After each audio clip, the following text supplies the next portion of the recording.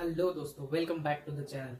तो दोस्तों, आज के इस वीडियो में हम जानने वाले हैं इंडिया की टॉप मोस्ट हॉन्टेड जगहों में से एक माने जाने वाले एक ऐसे किले के बारे में जहाँ पे कई सारे अनसुलझे रहस्य हैं और इन रहस्यों के बारे में हर कोई जानना चाहता है। तो हाँ जी दोस्तों, आज हम बात करने वाले हैं भानगढ़ किले के बारे में। भानगढ़ किले के कुछ ऐसे रहस्य और इन रहस्यों के बारे में हर कोई जानना चाहता है। तो चलिए बढ़ते हैं कहानी की ओर। तो गाइज, भानगढ़ किला भारत के सबसे ज्यादा डरावनी जगहों में से एक है और यहाँ पे कई सारे ऐसे अनसुलझे रहस्य हैं जिनको जानने के लिए लोग हमेशा उत्सुक रहते हैं। और इस बात में कोई शक नहीं है कि इस किले में कई सारी अलौकिक शक्तियां मौजूद हैं। भानगढ़ किले के बारे में कई सारी डरावनी कहानियां भी फेमस है। अक्सर राजस्थान घूमने आने वाले हर टूरिस्ट के लिए भानगढ़ किला एक प्रमुख आकर्षण का केंद्र होता है और कई सारे जिज्ञासु यात्री इस खोज में आते हैं कि वो शायद उन्हें भानगढ़ किले का राज पता चल सके। और ऐसे ही एक लड़के के बारे में आज मैं आप सबको बताने वाला हूं, जो कि उस किले का राज पता करने के लिए बहुत ही ज्यादा उत्सुक था। दोस्तों, भानगढ़ किला अपने समृद्ध इतिहास के लिए भी जाना जाता है। भानगढ़ किला इंडिया का एक टॉप मोस्ट टूरिस्ट प्लेस भी माना जाता है। भानगढ़ 17वीं शताब्दी में भारत के राजस्थान में बनाया गया एक किला है, जिसे कि अकबर के 9 रत्नों में से एक मानसिंह नामक व्यक्ति ने अपने छोटे भाई माधव सिंह के लिए बनाया था। इस किले में सूर्यास्त के बाद जाने से सरकार ने साफ साफ मना किया हुआ है। वो क्यों, यही हम आज की स्टोरी में जानने वाले हैं। तो चलिए शुरू करते हैं। तो दोस्तों, हमारे शहर में बहुत सारी प्राचीन किले और हवेलियां हर शहर में मौजूद है। हर किला या हवेली अपनी एक अलग ही कहानी बयां करते हैं। कई किले या फिर हवेलियां हमारे हिंदू राजाओं की है तो कई सारी मुस्लिम राजाओं की, और इनमें से कुछ बड़े बड़े किले या फिर हवेलियां सरकार उसकी देखरेख करती है, समय समय पर उसकी मरम्मत भी कराती है। और ऐसी एक हवेली जयपुर के छोटे से शहर अलवर में स्थित है। इस हवेली को भानगढ़ के नाम से जाना जाता है और क्योंकि इसका डिजाइन एक किले के आकार का है और इसीलिए ये किला कई सालों से लोगों के कौतूहल का एक मुख्य कारण बन चुका है।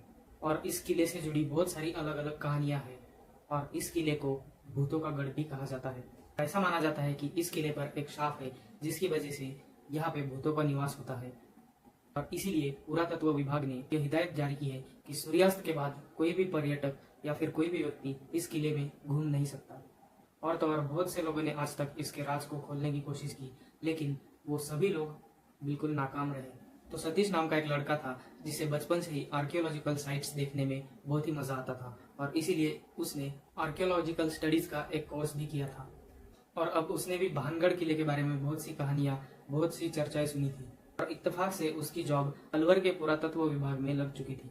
बाद भी उसने अपने कलीग से उस किले के बारे में और वहाँ के भूतों के बारे में बहुत सी अलग अलग कहानियां सुनी थी, लेकिन क्योंकि वो इन कहानियों पर विश्वास नहीं करता था, इसलिए उसने सोचा कि उसे खुद अंदर जाके एक बार देखना चाहिए कि आखिर इस किले का राज क्या। तो उसने सोचा कि आज ही अच्छा मौका है, आज वो किले के अंदर जा सकता है। तो वो जैसे तैसे करके रात के घने अंधेरे में चौकीदार की नजर से बचते हुए किले के अंदर पहुंच गया।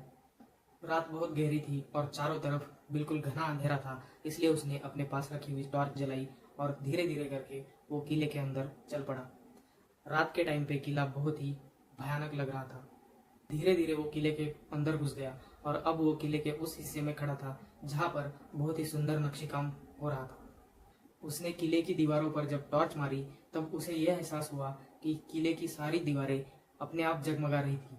ये सब देखकर वो बहुत ही हैरान हो गया था कि किले की दीवारें अपने आप कैसे जगमगा रही है, इनमें अपने आप रोशनी कहाँ से आ गई।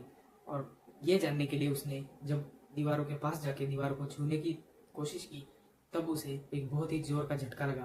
बिजली की देर तक उसके हाथ में जलन हो रही थी। उसे थोड़ी दूर से घुंघरुओं की आवाज आने लगी। अब वो बिल्कुल ध्यान से उस आवाज को सुन रहा था और धीरे धीरे उस आवाज के पीछे चल रहा था। अब वो आवाजें उसे एक बहुत ही बड़े कमरे के सामने लाकर खड़ा कर देती, जो कि उस जमाने में राजा का मुख्य महल हुआ करता था।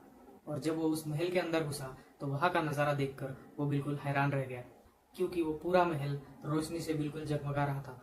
चारों तरफ सिर्फ दिए ही दिए थे और सबसे हैरानी की बात तो ये थी कि अब उसे उस महल में लोग दिखने लगे थे। चारों तरफ दास दासियां दिखने लगी थी। वो पूरा महल किसी दुल्हन की तरह सजाया हुआ था। ऐसा लग रहा था कि वहाँ पे कोई शादी का फंक्शन चल रहा हो। और जब सतीश ने वहाँ पे खड़े लंबे चौड़े पहलवानों की तरह द्वारपालों को देखा तो वो बहुत ही ज्यादा डर गया और वहीं पे खड़े एक खंबे के पीछे छुप गया। उतने में एक सिपाही ने राजा और रानी के आने की घोषणा की। तभी जोर जोर से ढोल नगाड़े बजने लगे और जो दासियां थी वो फूलों का वर्षाव करने लगी। राजा और रानी धीरे धीरे चल के आ रहे थे और वो चल के अपने स्थान पे विराजमान हो गए। अब सतीश ने महल के चारों ओर नजर दौड़ा के देखा तो उसे वहां पे बहुत सारे लोग भी नजर आने लगे जो शायद उस राजा की प्रजा थी। और राजा और रानी के सिंहासन के सामने बहुत सारे छोटे छोटे सिंहासन बने हुए थे जहाँ पे मंत्रीगण बैठे थे। और जब सतीश ने नजर उठाकर देखा तो राजा के सिंहासन के पीछे पर्दा लगा हुआ था और उसके पीछे कई सारी रानियां भी बैठी हुई थी। अब उसे अपनी आंखों पर बिल्कुल भी विश्वास नहीं हो रहा था। उसे लग रहा था कि ये सब एक छलावा है। अब वो जैसे ही खंबे के पीछे से निकलकर आगे बढ़ने की कोशिश करने वाला था उतने में सिपाही ने राजकुमारी के आने की घोषणा करी। जैसे ही सतीश की नजरें दरवाजे की तरफ गई तो उसने देखा कि एक बहुत ही सुंदर लड़की राजकुमारी के वेश में चली आ रही है।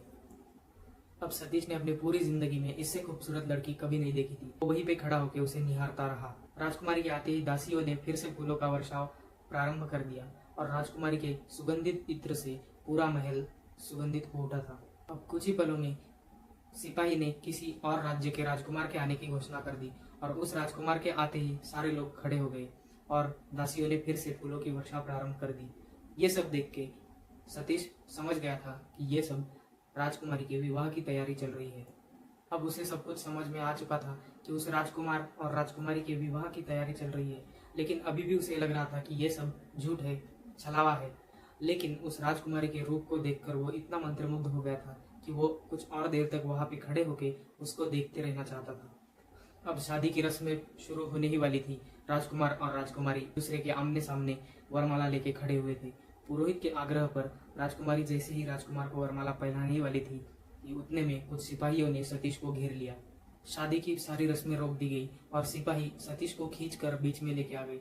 सतीश उस दौरान चीख चीख कर कह रहा था, तुम सब लोग एक झूठ हो, छलावा हो और मैं तुम्हारे इस छलावे में नहीं आऊंगा, मुझे छोड़ दो और जाने दो।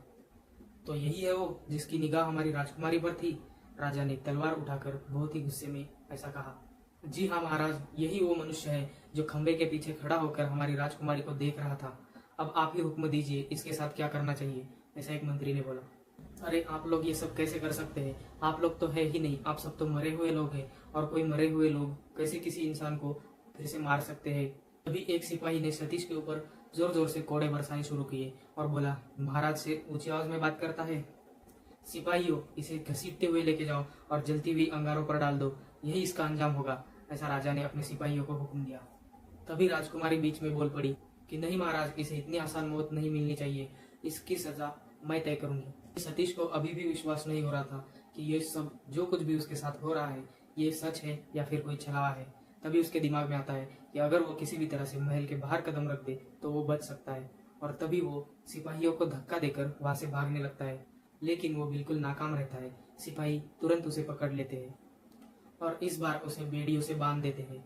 तभी वो राजकुमारी को अपनी तरफ आते हुए देख रहा था। वो बहुत ही ज्यादा डर गया था और हाथ जोड़ के खड़ा हो गया और बोलने लगा, मुझे क्षमा कर दो, मुझसे गलती हो गई, मुझे जाने दो। तुमने जो किया है उसे पाप कहते हैं और पाप की माफी नहीं मिलती, पाप की सिर्फ सजा होती है, ऐसा राजकुमारी बहुत ही ज्यादा गुस्से में बोली। फिर राजकुमारी ने सिपाहियों के द्वारा उस पे बहुत सारे कोड़े बरसवाए। वो बहुत जोर जोर से चीख रहा था और सिपाही उस पे कोड़े बरसा रहे थे। फिर उसे अपने आप पे ही बहुत गुस्सा आने लगा कि क्यों वो इस किले के अंदर आके इसके राज के बारे में जानने की कोशिश कर रहा था, कि उसने अपने सहकर्मियों की बात नहीं मानी। सदियों से मैं राजकुमार से विवाह करने की राह देख रही थी और आज कैसे तैसे करके वो शुभ घड़ी आ चुकी थी, लेकिन तुम जैसे दरिंदे की वजह से फिर से एक बार रंग में भंग डल गया। लेकिन आज मैं तुम्हारी ये चाल बिल्कुल भी कामयाब नहीं होने दूंगी। आज मैं कैसे भी करके ये विवाह संपन्न करके ही रहूंगी। आज मुझे शादी करने से कोई भी नहीं रोक सकता। सिपाहियों, जल्दी से जाकर गर्म लोहे की सलाखें लेके आओ। इसकी नजर जब से मुझ पर पड़ी है तब से हमारे महल में सब अनर्थ ही हो रहा है, तो आज मैं इसकी ये नापाक नजरें ही खत्म कर दूंगी, ऐसा राजकुमारी ने रौद्र रूप धारण करते हुए बहुत ही तेज गुस्से में बोला। अब सिपाही गर्म लोहे की सलाखें लेकर आ चुके थे और सतीश को बेड़ियों से बांध दिया था। राजकुमारी के कहने पर सिपाही गर्म लोहे की सलाखें लेकर सतीश की ओर धीरे धीरे बढ़ रहे थे। वो ये सब देखकर बहुत ज्यादा झटपटा रहा था, क्योंकि उसे बांध रखा था इसलिए वो कुछ भी नहीं कर पा रहा था। और सिपाहियों को सलाखें लेकर अपनी तरफ आते हुए देख सतीश की हाथ पैर फूलने लगे। वो पसीने से पूरा भीग गया था और इतनी गर्म सलाखें अपने इतने नजदीक देखने के बाद वो बहुत ही ज्यादा डर गया और जोर जोर से चिल्लाने लगा, मुझे माफ कर दो, मैं कभी दोबारा यहाँ पे नहीं आऊंगा। और उतने में उसे किसी के चिल्लाने की आवाज आती है, साहब सुबह हो गई, उठो जल्दी, और आप यहाँ गेट के पास कैसे सो गए। तभी सतीश की नींद टूटी और उसने देखा कि वो किले के गेट के बिल्कुल सामने सोया हुआ था। वो बिल्कुल सकपका कर उठा और वहाँ के गार्ड से तुरंत पूछा कि क्या हुआ था। गार्ड ने बताया कि जब गार्ड सुबह ड्यूटी पर आया तब उसने सतीश को गेट के सामने सोता हुआ पाया। सतीश को इतना तो याद था कि वो रात को किले के बाहर ड्यूटी कर रहा था, लेकिन उसके बाद उसे कब नींद आई, क्या हुआ, उसके साथ इतना सब कुछ कैसे हो गया, ये कुछ भी उसे बिल्कुल भी याद नहीं आ रहा था। और यहाँ तक कि वो उस गेट के पास कैसे पहुंचा ये भी उसे याद नहीं आ रहा था। लेकिन उसने जो कुछ भी देखा वो ऐसा लग रहा था कि वो सच में उस समय वहां पे था और उसके साथ जो कुछ भी हुआ वो सब बिल्कुल सच था। अब उसकी ड्यूटी खत्म हो चुकी थी तो वो वापस अपने क्वार्टर पर आया और पूरा दिन उसी सपने के बारे में सोच रहा था। वो बिल्कुल भी समझ नहीं पा रहा था कि जो कुछ उसने देखा वो एक सपना था या फिर हकीकत में वो किले के अंदर गया था और उसने उन सारे मृत लोगों को उनके जीवित शरीर में देखा। लेकिन जो कुछ भी था पर उसने आज अपने आप से एक वादा कर दिया कि वो आज के बाद कभी भी उस भानगढ़ किले के रहस्य के बारे में जानने की या फिर उसके अंदर जाने की कोशिश भी नहीं करेगा और न ही उस बारे में कभी सोचेगा। और वो राज जो कि भानगढ़ किले से जुड़ा है वो राज ही रहे तो अच्छा है, इसी में सबकी भलाई है। तो क्या लगता है आपको दोस्तों कि ये उसका सपना था या फिर कोई हकीकत थी? जल्दी से कमेंट में बताएं। और अगर आपको ये कहानी अच्छी लगी तो वीडियो को लाइक करो, शेयर करो और कमेंट में ज़रूर बताओ कि आपको कहानी का कौन सा पार्ट अच्छा लगा और ये हकीकत में सपना था या फिर कुछ और था, ये जानने के लिए अगले पार्ट का वेट करो। और तब तक चैनल को सब्सक्राइब करके आगे के बेल आइकन प्रेस कर दो ताकि आने वाली हर वीडियो सबसे पहले आप तक पहुंचे। और अगर आपके पास भी कोई ऐसी हॉरर स्टोरी है या फिर आपके आसपास किसी के भी साथ कुछ ऐसी घटना घटी हो तो आप हमें नीचे दिए गए लिंक पर भेज सकते हैं। तो चलिए मिलते हैं अगले वीडियो में, तब तक के लिए स्टे ट्यून।